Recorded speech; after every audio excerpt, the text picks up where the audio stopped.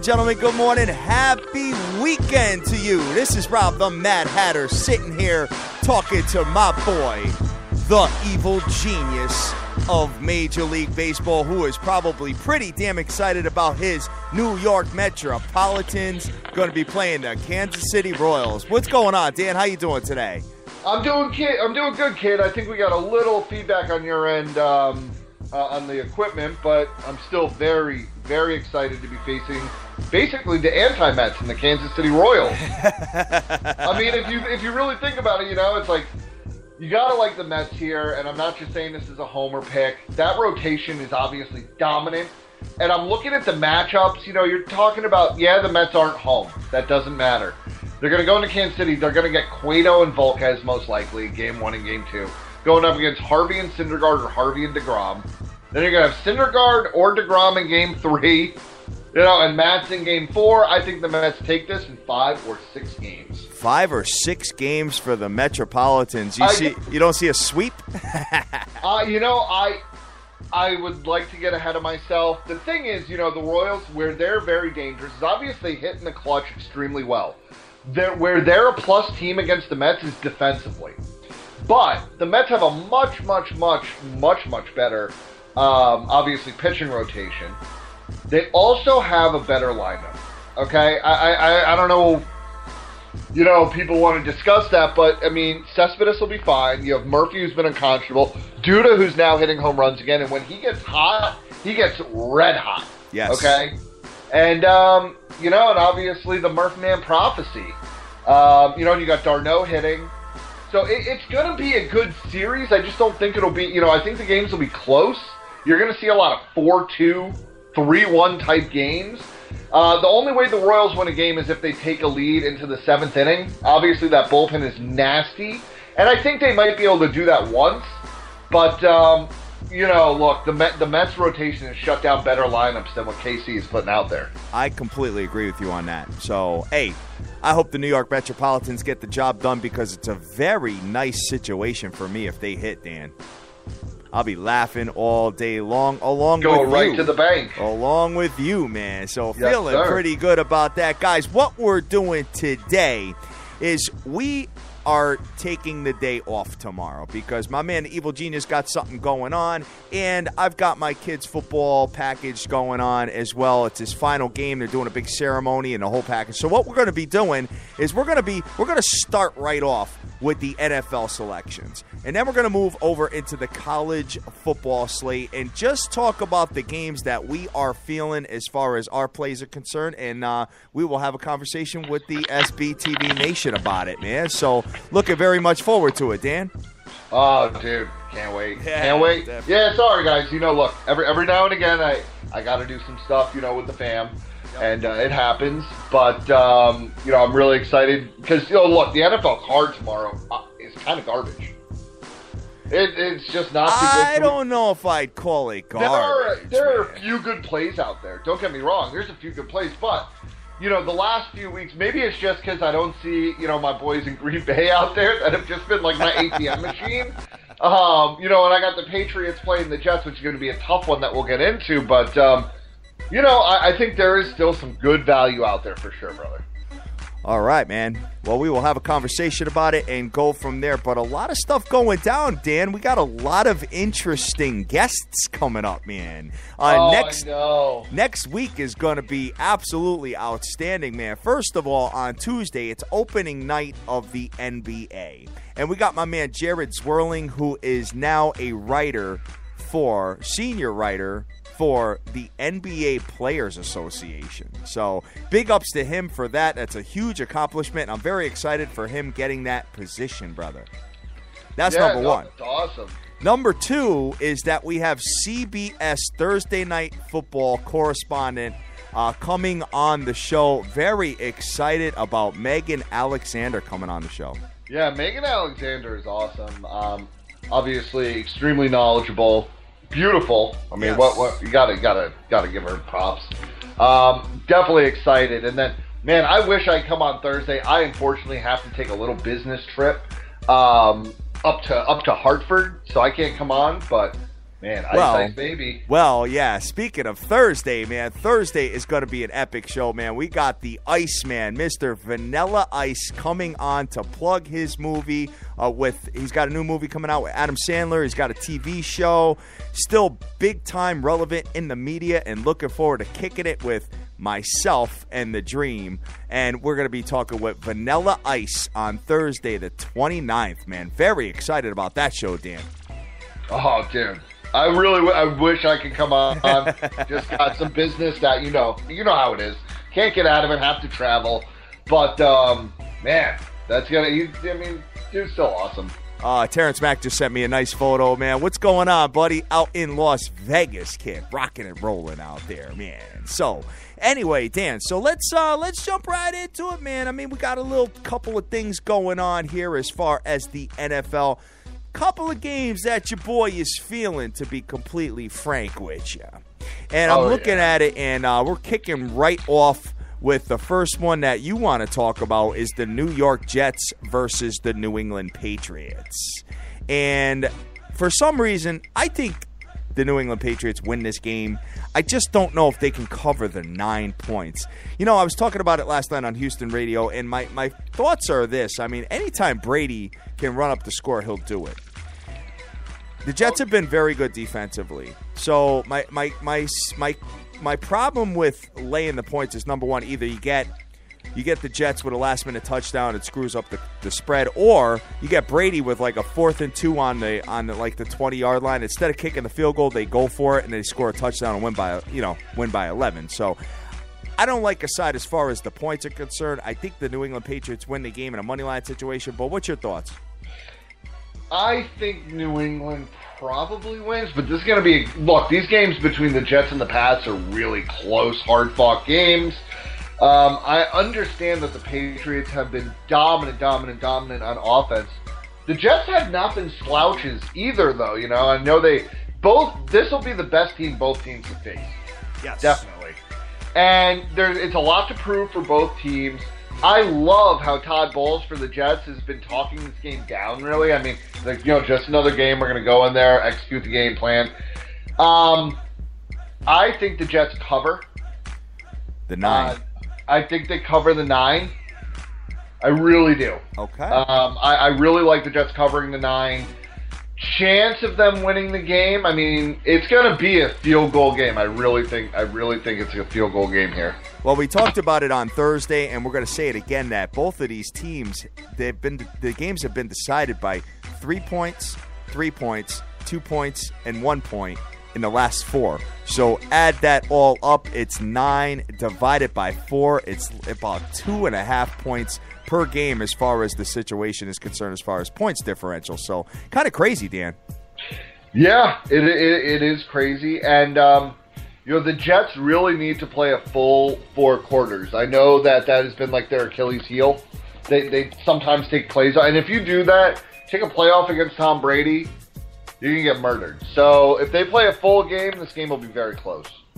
All right. Sounds good, man. Sounds good. Yeah, Dan, why don't you kick off for a minute and come back on, and I'm going to break down another game that I'm kind of feeling, to be honest with you. So, guys, taking a look at this slate here, I am looking at another game that has got me kind of tickling. It's kind of tickling my fancy a little bit, and that is, and you're going to call me crazy as far as that is concerned, but I'm looking at an interdivision matchup with the Oakland Raiders versus the San Diego Chargers. Dan, you're back, right? I'm back, and it's sounding beautiful. Oh, you sound way better, kid. Oh, yeah. Look, Skype, I love your service and everything. I would gladly pay you a monthly fee if you made this stuff actually work right. Yes. All right. Sounds good, man. So taking a look at this interdivision matchup here with the Oakland Raiders versus the San Diego Chargers. Now, there's something that sticks out to me, guys, that I think is very, very important. When you take a look at this, San Diego, through the air, is the number 1 pass offense in the league with Phillip Rivers at the helm. That sounds crazy. I hate to even say it. I mean, number 1, they're 433 yards total offensively per game. But through the air, 346 yards versus the absolute worst pass defense in all of football, which is the Oakland Raiders.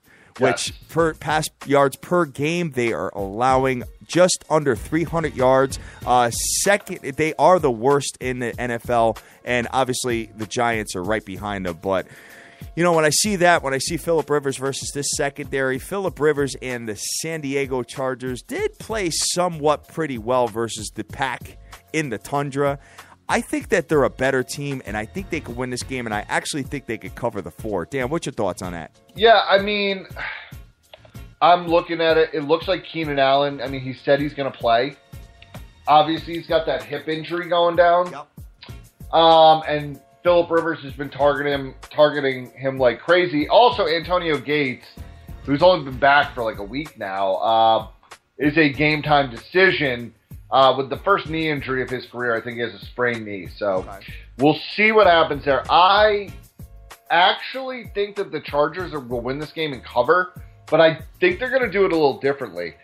I actually expect Melvin Gordon to put a game together here. He had, fumbleitis last week, which is never good, and but they are going to trot him out there again. And I think that he actually runs wild because when all the Raiders are going to be doing in practice this week are obviously working on pass defense. They're so bad against it, and when you got someone like Rivers, they're going to use the pass to set up the run, and the run's going to get them through this game. Got it. Yeah, and Antonio Gates, I actually have Phillip Rivers and Antonio Gates in my preliminary fantasy lineup, so I'm going to have to... I'd be very careful about Antonio Gates. Yeah, I know. I got to monitor it, obviously. So hopefully, my man is playing. So if not, I'll just do a late switch and, get him out of there. You know what I'm saying? So yeah, remember the other thing too is, San Diego's defense can get hurt too, and I think Derek Carr is actually going to have a pretty big game. Think so, huh? I actually do. All right. I think San Diego wins and covers this, but I think it's going to be high scoring. This might be another game you want to look at the over. 47 points, Dan. I like that over, actually. I like that over a lot. All right. Sounds good, man. Moving over to the next one here. We got a couple of more NFL games before we jump into the collegiate slate. So I'm kind of feeling the Colts this week. I think the Colts get the job done over the the New Orleans Saints. I think the Saints coming into town, I think they're banged up a little bit. I just can see, obviously, you got Watson at the tight end who had a pretty monster game versus Atlanta. New Orleans coming off, quite a bit of rest, man. What, 10 days rest here? Going into the Dome. Yeah. But, Indianapolis had a really bone-crushing loss versus the New England Patriots. I think they come out steaming. They haven't had to travel. They've been just kind of sitting home stewing. I think the Indianapolis Colts, I think they get the job done here. 4.5 points seems a little steep to me, so I may get rid of the points in that situation. But I'm leaning the Colts. I think the Colts win the game. I don't know about that. You hate it, huh? I hate it. I'm not touching this game because I just think flip a coin. Yeah. But look, and I know it's a division game, but this is the Saints still believe in their heart of hearts that they have a chance. Okay. And the Colts could lose this game and realistically still win the division. Got it. Two completely different places for these teams right here. If the Colts wind up 3-4 and the Saints wind up 3-4, it's two completely different 3-4s. Yep. I don't like when you come off a bone-crushing loss to a rival. And I know the Patriots aren't in the same division, but let's face it. The Indianapolis-New England rivalry has been going on forever. Sure. Yes. And then on the other hand, you have the Saints that not only are they well rested, but they're coming off a big win against Atlanta. Atlanta's a very good team, and they managed to beat them. They held them to 3 touchdowns. Atlanta beat themselves in that game, though, brother. I know, but you still win the game on the football field. It doesn't matter how you do it. And a win is a win is a win. They still had to put the 31 points up. Yeah, good point. Good point. They still had to seal the deal. Gotcha. And look, Indianapolis isn't Atlanta either. Yeah. I think another fairly high scoring game, but more on the Saints side. I don't I just don't like it one way or the other. All right, sounds good, man. So moving over to the next one we have on the ticket for you to discuss, something that you're feeling, is the Atlanta Falcons at the Tennessee Titans. And Atlanta -6.5 with an under over a 47. What's your reasoning behind your thoughts on this game, Dan? Yeah, so obviously Tennessee has ruled out Mariota. It'll be Mettenberger starting for them. Okay. This game, I'll be honest, I'm pairing this. I was originally going to do a 6-point teaser, but, talking to Hatter, I gave him an extra, 0.06% of juice to just do a money line parlay with another team. Look, Atlanta will win this game. I mean, I just can't see them losing it. They've had a lot of rest as well. Okay. The running back, Freeman's been ridiculous. And then you're talking about, Julio Jones that's had 10 days to rest that toe. Atlanta's not happy about losing that game. And like you said, they might have beaten themselves. I think they come out here and, look, I'm not going to take the 7 on the road. I almost want to because I in my heart of hearts, I think Atlanta actually kills them. Okay. All right, sounds good, man. And I have anybody that does not have Devontae Freeman in your fantasy lineups, I think you're kind of smoking crack. He's averaging over 30 points a game on fantasy. Oh man, sports, yeah, man. he's been my best, probably my best free agent running back pickup in the history of me playing fantasy. Oh, definitely, man. And I feel bad. I was one ahead of my brother on the waiver wire. And how our seasons have turned. Oh, definitely, man. Yeah, he's pretty expensive, almost $8,000 as far as the fantasy. Yeah, for the daily. For the daily fantasy, exactly. So, yeah. He's not under the radar anymore. Not under the radar anymore, man. Been a fantasy beast. Last one we're going to talk about here is we're going to talk about the Houston Texans coming into the Miami Dolphins. Dan, I think I'm on a different side than you are. I know DeAndre Hopkins has been an animal as of late. I actually didn't love this game. Okay. Remember, the game that I'm pairing with Atlanta, Tennessee, I'm pairing St. Louis. Got it. Okay. All right. Houston, look, here's the thing. Like you said, DeAndre Hopkins has been just unstoppable. I lean Houston plus the points here. Mm-hmm. I think Miami is still not very good, and I think, good showing for 1 week for a new coach. I really, everybody's saying, oh, look at what the coach did in 1 week. No football coach can accomplish that much in 1 week. I think it's a facade. I think Houston might even win this game. But, again, I'm not touching it. All right, sounds good. We'll go over to Cleveland at St. Louis. So I think Miami wins the game, but maybe by a field goal. So 4.5 just seems – there's a lot of 4s on the board, huh? 1, 2, 3, almost 1, 2, 3, 4 4s so far, 4.5s. Cleveland – St. Louis. St. Louis -6.5, under over a 42. You think that Cleve cannot win this game? Not in St. Louis. I think St. Louis's defense is too good. I know their offense hasn't been very good. I mean, you have 3 out of their last 4, were losses where they only put up a 10, a 12, and a 10. Yep. But this is Cleveland, and they're coming. St. Louis is coming off. Right, they're coming off the bye. Are they coming off the bye? Yeah, they are.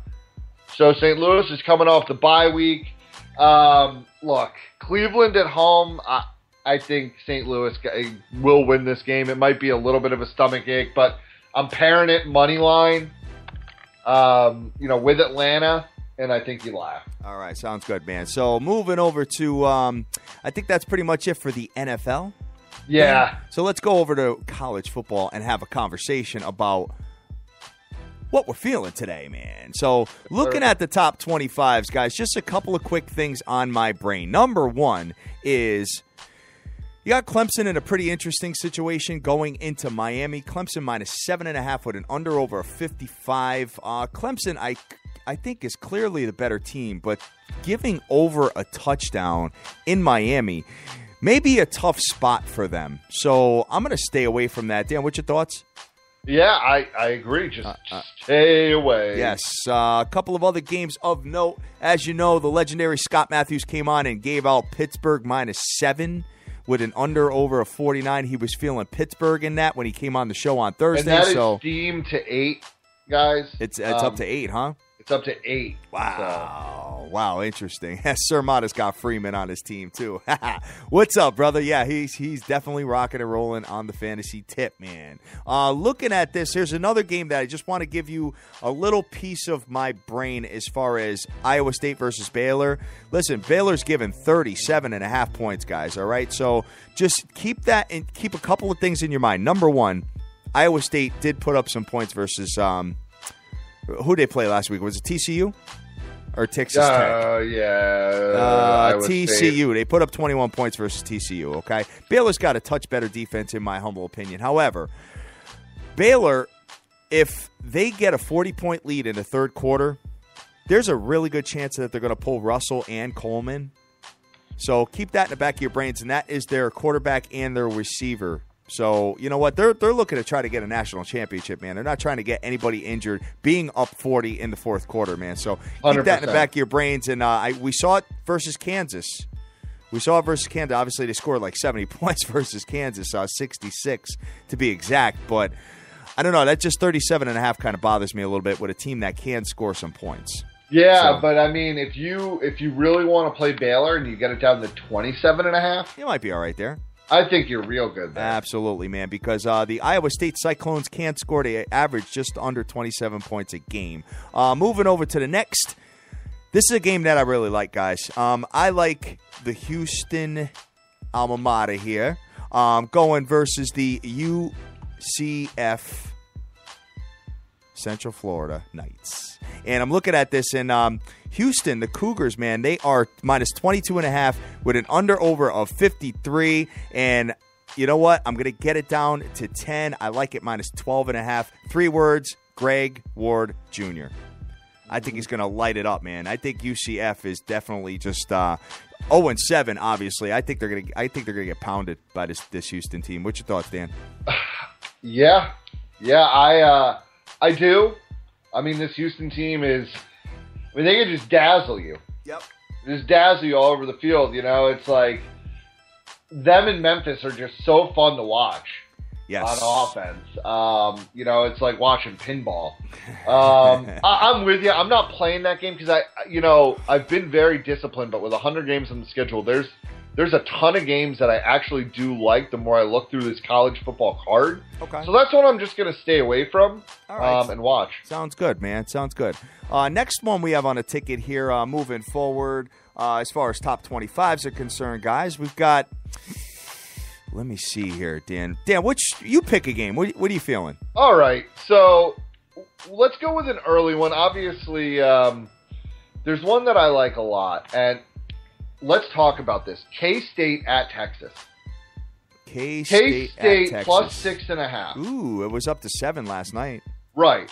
Doesn't matter. Look, I know everybody's saying, K-State, look what happened against Oklahoma. Okay, Oklahoma obviously murdered them. At home, embarrassment. But, they had a close game with TCU. They had a close game with Oklahoma State. I think this line is wrong. I mean, Texas, everybody's looking at what they did. And I still think that you can't look at these rivalry games that I don't think it means a lot over the course of a season. Okay. Rivalry in college means everything. I really like K-State here plus the points. Very interesting. I'm going to take it at plus 7. All right, sounds good, man. So moving on to the next one here. Any other selections before I get into one more? Yeah, the only other early game that I really like is NC State minus 8.5 at Wake Forest. Wake Forest is a bad team. Yeah, NC State has lost some games, but they've played some really, really stiff competition. Yeah. Okay. NC State is 4-2. They're coming off losses at Virginia Tech and Louisville. Okay. Those are tough losses, but, it's Wake Forest. I know it's on the road. I think NC State rolls today. I think I agree with you on that one, Dan. Only minus 9.5, too, so you might want to consider doing Yeah, and I actually got it at 8.5 over here. Oh, okay. All right, man. So, sounds pretty good. Moving on here, guys, as well, I'm looking at another couple of games here, which are going to kind of make you crazy, but I'm looking at Dan, I'm looking at the Naval Academy. I think the midshipmen go absolutely ham on the Tulane Green Wave. Guys, you know what? I mean, that's honest. I know that's a little out of left field, man, but I am feeling the Naval Academy to layeth the smacketh down on Tulane with the triple option. Navy's a 4-1 team this year, and they're, Tulane is lost. They're 2-4. Tulane the only doesn't two score. wins remain in UCF. This game's at the midshipmen. You're talking about Tulane coming off a 42-7 defeat and a 49-10 defeat. Temple and Houston. Obviously, Navy's. Good luck to you, brother. No, but listen, don't know. It's coming down. It's coming down 10 points. It's coming down to 13.5. The Navy midshipmen, I think actually covered a spread, but getting it down to 13.5, I think, is the move here as far as they're concerned. Tulane doesn't score, man. They only score 19 points a game. They give up 38.5 points, Dan. I'm taking a look at this. I love Navy today. Love Navy. Love Houston. And there's another game that I'm looking at, but I'll bring it over to you to see if you have anything else that you like. Yeah, no, I do. I have. You might. Here's if you want to talk about games that have made us puke in the past, but we got Wisconsin coming into the Illini. Oh, and I like the Illini here. You like the Illini, huh? Yeah, I think the best thing that ever happened to Illinois was having their coach fired at the beginning of the season. Okay. You're talking about a Wisconsin team that's 5-2. Yep. But it's not like a great 5-2. And Illinois is 4-2, and they play much better at home than they do on the road. You're talking about a team where their two losses were North Carolina and at Iowa. Yep. They've had a week to think about it. Now they're at home playing a Wisconsin team that I don't know if Wisconsin knows how to play offense anymore. I'm just not sure. And, when you're giving me points there, I'm going to take them. Yeah, hey, you know what? Once they lost Melvin Gordon in in the running back position, it's just a totally different team. Oh, completely. They look like they don't really know what to do with themselves. And I like that this game will actually be on BTN, so I'll be able to watch it. But, I really like the Illini here. All right, sounds good. Thank you to everybody so far that's retweeting our show at SBTV Nation on Twitter. And you can listen to our show on sbtvnation.com each and every day, rocking the mic as we do best, man. So taking a look at this, man, I'm going over through the lineup here, and I'm just trying to find one more game that I want to have a quick conversation about. And, guys, you know what? You can hit me up if you want to break. I'm sure nobody wants a breakdown on this game, but I am feeling Florida International to also beat up on Old Dominion as well. So 3-team, 10-point tees. The Navy Midshipmen, the Houston Cougars, and Florida International. Florida International is -13. You get it down to -3 and laugh. And I think those are the two most lopsided games that I found today on the slate. So that's what I'm going to take a look at, Dan. I'm playing a fair amount of college football this week. There's a couple more games that I like, and call me crazy, but I like Georgia Tech plus 7 points at home today. Oh, wow. Against Florida State. I just think that it's too many points. All right. I've got to play. I got to play that number that doesn't look right. Okay. And I understand that Georgia Tech is obviously proverbially crap the bed this year. Yeah, big time. Ever since that loss, yeah. They're 2-5, but every game has been pretty close. And look at, their schedule has been a proverbial murder's row. They started off Alcorn State and Tulane, great, but then it was at Notre Dame, at Duke, home against North Carolina, at Clemson, Pittsburgh, which is severely underrated, and now, look, they're home against Florida State. I expect this game to be kept pretty close throughout the whole game. Take the 7 points. All right. Sounds good, man. So my man Marlon wants to know about Sparty this week. guys, feel free. Hey, hit us up on Twitter. Let us know if there's any games that you want us to talk about here. But yeah, definitely. I have a few more plays, which obviously I'll let you guys know about. But Sparty this week, man, I don't know. Do you really want to go there? Because it's such a coin flip with how they come out. It's a big spread. They're not good against big spreads. No, they haven't covered at all except for Michigan. Yep. That was it. I think they went 0. I think they're they were dogs in that game. Yeah, got it. I don't think, talking about an Indiana team, though, that's lost 3 in a row. Yep. Remember, they lost by a touchdown to Ohio State. They lost by 22 at Penn State. And then, Rutgers and them combined for 107 points, but they blew like a 30-point lead and lost 55-52 at home to Rutgers. I really think Michigan State probably covers the 15, but what I would do is I would find something. Actually, this is a spot where I would like a 6-point teaser. You compare it with one other team, get it down to -9. Because, I think they win by double digits, but you don't want them to be up by 21 and Indiana to score a backdoor, touchdown to cover against you. Yeah. So that's what I would do if I was going to play it, but I ain't playing it. And I'm going to have to make a move on my fantasy team because I did slide Jordan Howard in as a running back position for Indiana. He's been really good. He's had almost 25 fantasy points per game, but in his last outing, now, number one, he's questionable. He's got an ankle injury. And number two, in his last game, he only had 14 attempts for 34 yards.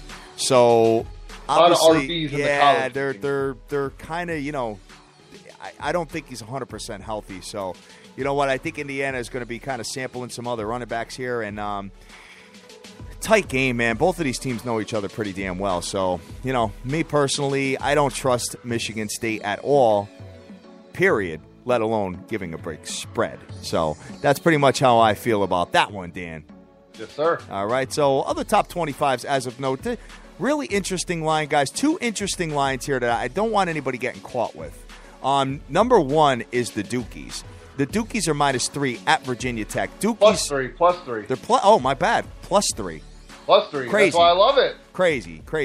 Dukies are superior in almost every single statistical category on the paper, and Virginia Tech beat them last year. I watched the game front to back. The Dukies were, I want to say, I don't know if they were undefeated or close to it, but Virginia Tech. It was a bad loss. Virginia Tech played the most ugly game and won the game because the Dukies beat themselves with turnovers and penalties and the whole package. It was clear as day when I watched it last year. Taking a look at this, definitely a revenge spot. Got me scratching my head with the Dukies being an underdog as good as they have been this year. I know that's at Va Tech. I feel like people steam Va Tech because it is Va Tech at times. Yeah. I don't know. This line made no sense to me. When I saw it at +3, I mean, my eyes kind of lit up like Christmas Day. Oh, yeah, definitely. I mean, Duke, look, I understand that their schedule as of late hasn't been great, but, this is a team that did beat, Georgia Tech by 2 touchdowns. I think the line is where it is because this is only their 3rd road game of the year, and their first 2 were Tulane and Army. So, they haven't really been tested on the road, but, Duke's at 5-1, looking at their schedule, if they can, win this game and run the rest of the table, it's, that looks pretty good because that means that they would have gone through Va Tech and North Carolina on the road and Georgia Tech. Right. So, look, I love the Dukies here +3. You love the Dukies +3. It makes a lot of sense. And if you actually get it, +10 or something like that, you'd be even better. Oh, my God, yeah. I mean, get it up to +13. Why not? Yes, definitely, man. Looking through this, there was another game that's got me kind of scratching my head. I know that Utah is missing a tight end now, but they're getting 3 at USC. 3.5. 3.5. That half is important because... But Utah's not... I know people are calling this the trap of the century. I've heard a bunch of people say that, thinking that Utah is going to get killed by USC. Guys, I just it's the Utes. Yeah, I mean, the Trojans are. Let's remember, this isn't Reggie Bush and Matt Leinart. This is a USC team that has lost 2 in a row. Yep. Including against Washington at home, where they only put up 12 points. Well, you had my man, doing some shots on the sideline during that game as well. So, you got yeah, my favorite game day sign from JMU today was, Sarkisian gave me a 6-pack, which is true. But, look, Utah 6-0, number 3 in the country, finally getting the respect they deserve. This is a team, everybody pegged them to lose to Arizona State. Everybody pegged them to lose to Cal. They said, they're going to Oregon. Oregon's going to kill them. And what they do, they hung 62 points on them. Utes plus 3.5. Loving me some Utes. I might do a little dog parlay with Dookies and the Utes. Got it. Sounds good, man. A money line parlay. No. I might even money line at crazy plus money. I think Utah and Duke both win on the field. That's what I'm saying. This game's at USC. I don't think that phases Utah. They're very good, very solidly coached. That's what I got to say. Plus 3.5. Take it to the bank. My man Woodbine fan is asking about Penn State. This game here. Let me find that one here. Penn State versus Maryland. Yeah. Definitely a revenge spot definitely a revenge spot as far as Penn State is concerned, because they did lose by 1 last year. But when you take a look, there was something about Maryland disrespecting them with no handshake last year or something after the game. I don't know, man. You know what? This particular game, you've got Penn State in this situation, minus 7 points. The Terps have been really bad this year, man. Yeah, but, the thing with Penn State is they're undefeated at home against some bad teams. Buffalo, Rutgers, San Diego State, Army, and Indiana. Yep. They're 0-2 on the road. So only 2 road games. The first game of the season, obviously, where they got bludgeoned by Temple. And obviously last week where they got killed by Ohio State at Ohio State. Yep. Obviously, Maryland is a garbage team. But what do we have for a line on this game? Penn State minus 7. You know what? Buy yourself a half point to avoid the push, but I think Penn State probably does cover here. It just scares me when a team, even though they played good teams on the road, when they look so different on the road than they do at home. That's why, I'm just staying off it. Got it, man. Totally understand that, Dan. So as far as the collegiate slate here, there's a bunch of other games, guys. Feel free to DM us, send us emails, whatever you want to do to discuss any of the other games. There is one more that I like that I think people are overlooking. Well, 2 more that I think people are overlooking. Okay. A little bit because they're, but this is a ranked Toledo team. Toledo remember, Toledo's 19 in the country, baby. Yep. Undefeated. Who loved Toledo and Utah before the year? I don't know. But whatever. Good call, man. Good call. Toledo minus 15 at UMass. The Minutemen of UMass, 1-5. Yes. So I didn't even buy any points. I'm not really worried about it.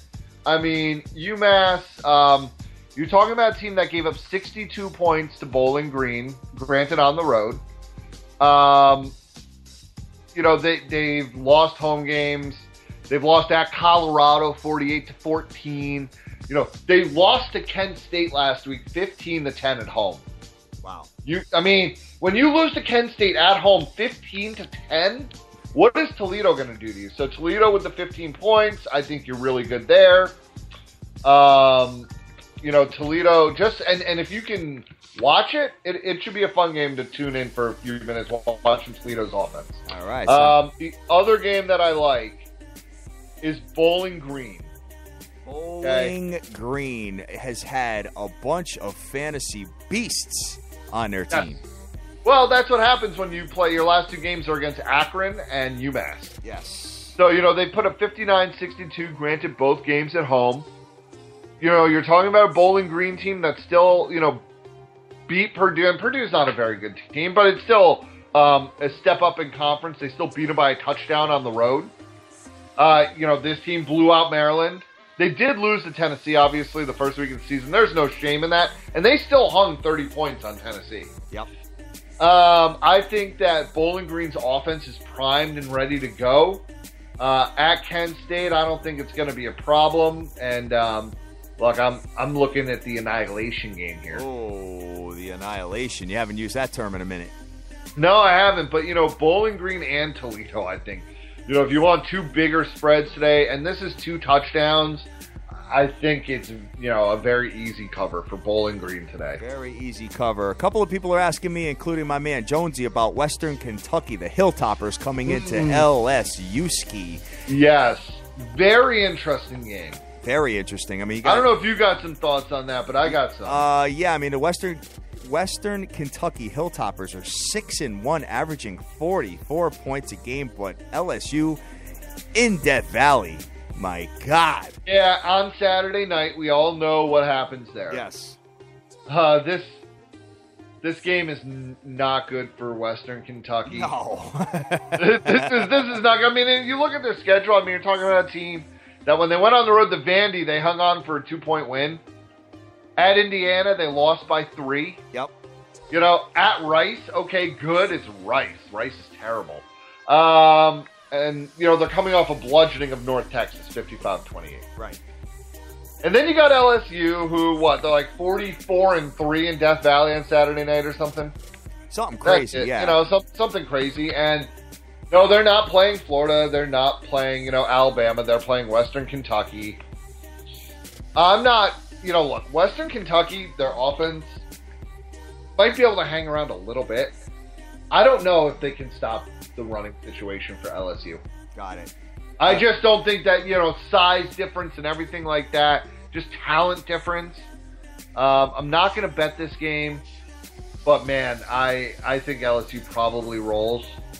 All right, sounds good. I think you're right. Definitely a tale of 2 completely different programs here, as far as power ranking and recruitment and the whole package here. I mean, look, Western Kentucky's a very good team. They're a live team here. That's why I'm not betting it. Because if their offense gets rolling and they find some holes, in the LSU secondary, and they can complete, move the chains and keep long drives, they'll have a chance because. LSU obviously very focused on the running game, and even if you're running the ball extremely well, it takes a little bit to get down the field. So you might have a chance at Western Kentucky covering here, but I don't really see it. Anybody that's interested in a juicy play to add to something, Brock Lesnar beats The Undertaker tomorrow in Hell in a Cell. Just gonna tell you that much, all right? I'm like undefeated in WWE, so I had to put it out there. You know what? I got to go on the Legend show for my WWE. I think that's what I'm gonna do. All right. So moving forward here, Dan. So I think that's pretty much it for the NCAA. Pretty much. I mean, there's one other game that I'm still looking at, and I'll be honest, is Wash State at Arizona, and Arizona is only -6. I know that this, Wash State has had some wins, right? Yeah. I mean, they beat Oregon. They beat Oregon State. They lost to Cal in a close game. I'm still leaning Arizona here. I think that they come back today and get it done. Okay. But, I'm going to obviously hold off till later. Oh, this game actually is a 4 p.m. game. I thought it was later. Look, I'll figure something out. But that's the only other game that I'm looking at. But I'll probably stay away from it. But I do kind of lean Arizona here. All right. Sounds good, man. Sounds good. Any others, Dan? No, I think that's... well, did we talk to Utes? Sorry. Did we talk Utah? We already discussed the Utes. Oh, yeah, we did talk to Utes. So, yeah. We're good. We gotta move on. We're laughing there. Sorry, I'm just going through everything. I think we're pretty good, man. All right, sounds good. And just moving over to the ice real quick, as far as the NHL is concerned, your boy's been watching a lot of the ice. Had what I thought was a pretty good team last night in fantasy and just could not get the job done. I had the Islanders goalie, just started getting scored on left and right by the Boston Bruins, man, and I just could not get any points out of them. So that was the difference between me placing and not placing. So I'm going to have to get back into it today. There's a lot of games. They start at 6 p.m. Eastern Standard Time. You got the Minnesota Wild versus the Anaheim Ducks. Big game here, Toronto coming into the Montreal Canadiens, and the Canadiens have been absolutely on fire. And they're minus 240. All I can say is this, guys, they're 8-0. Their goalie is absolutely incredible. You got to make sure that, your goalies are starting, though. Very, very big thing, because, what we do is we usually we just punch in Google, NHL starting goalies, and all the websites will come up. They'll tell you who's confirmed, who's likely, and all that, because you could end up picking the wrong guy for your fantasy team and he doesn't start. Or you could wager on the game in Vegas and, same thing. So something to take a look at and something to keep in the back of your brains, guys. But, the Montreal Canadiens are going to get a loss at some point here. I just don't know if it's going to be tonight. So keep that in the back of your brains, guys. You know what? That's a lot of juice to lay in an NHL game, minus 240. Another interesting couple of games here that we got on the ticket is the Nashville Predators, minus 150 versus the Pittsburgh Penguins. Really, really love this Nashville team, man. Kind of picking up where they left off last year, 6-1. Towards the end of last year, they weren't really as good as I would have liked them to be. So, when you look at this particular game, Pittsburgh now traveling to Nashville, I think Nashville gets the job done. That's one game that I am looking at. Obviously, guys, if you want to talk to me later on, we got plenty of time. We got till 8 o'clock Eastern to have that conversation. So, yeah. Any hockey on your brain, Dan? Yeah, the only one I'm really looking at is the Rangers at the Flyers. Okay. Rangers are minus 135. The money line. I think they score a bunch of goals tonight. All right. I think they score a bunch of goals tonight. I think you're more involved in the New York Metropolitans, kid, on Tuesday. Yeah, but look, the Rangers have been scoring. The Flyers have been giving up goals. Yeah. And on the road, minus 135 seems good. Got to see if my man Lundqvist is in goal. Yeah, but, the backups played very well, too. Yeah, definitely. So, obviously, like you just said, we're always going to wait and see who's the starting goalie. Got to see who the starting goalie is, guys. We don't know yet. They do a morning skate, and we got to kind of get that idea and figure it out. So you don't want to put your playing, at 11 o'clock in the morning, and then it's like, your starting goalie, strained his groin or something, in the morning skate. So, and then you're screwed. Yeah. Also, something, is it... I believe some places offer listed goaltender. That's a really good question, Dan. I believe some places offer, just like pitchers, I believe you can find listed goaltender. So let's say you find a really good line, and, it's like the night before, and so you're worried about the goaltenders. But it works both ways, right? Both goaltenders have to start. Got it. All right, sounds good, man. Sounds good. Well, Dan, I gotta get going here because your boy's got to get his fantasy team set up for college football. I have most of it, but the fact that Jordan Howard for the Indiana team is versus Michigan State, taking a look at him now, he's kind of bothering me being in my lineup as questionable and just having 34 yards in his last game. So I got to swap him out and get somebody else here as far as the running back position with a $5,700 or better salary. So I got to take a look at that and go from there. So, Dan, that pretty much does it for the show. Why don't you recap what you got? I'll do the same, and we will cut out of here. And, guys, we will see you on Monday. Yeah, so we're playing Dog Day afternoon today. What we're rolling with, Utah plus 3.5, Georgia Tech plus 7, Duke plus 3, the Illini plus 5, UNC minus 17, Toledo minus 15, K-State plus 7, NC State minus 8.5. And thanks to Scotty Tuhati giving me Pitt, minus 7. I know it's at 8. Figure out what you want to do. Bowling Green, minus 14. And then for tomorrow, I really think I'm only doing 2 NFL plays. Moneyline parlay, Atlanta Falcons, St. Louis Rams, minus 116. It's a good payout there. And then I believe I'll take the Jets. Haven't decided exactly how. I want to get them over 10 points. So that's what I'm rolling with, brother. All right, sounds good, man. Sounds good. So today I am looking at a 10-point teaser with the Naval Academy, the Midshipmen. I am looking at Florida International, and I am looking at the Houston Cougars. Tomorrow I am looking at the San Diego Chargers to layeth the smack it down on the Oakland Raiders. I know it's probably going to be a tight game, probably going to be somewhat of a stomach ache, but you know what? Your boy is willing to get involved in something like that. And I'm also considering the Indianapolis Colts to win the game as well as the New England Patriots to win their game. Love the game on Monday night with Arizona and Baltimore. We will discuss that on Monday, and we will have a conversation. Guys, just in case you don't know, we're the biggest show in the world. Having a ball every single day, nonstop. We love you to death. Go out there. Go easy. Do your own homework. Take your own plays. Make all your dreams a reality and get that money. Let's go. Peace.